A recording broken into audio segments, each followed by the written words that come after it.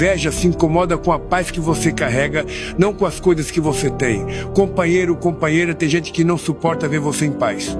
Não é o que você conquistou, é a luz que você transmite mesmo depois de tanto sofrimento.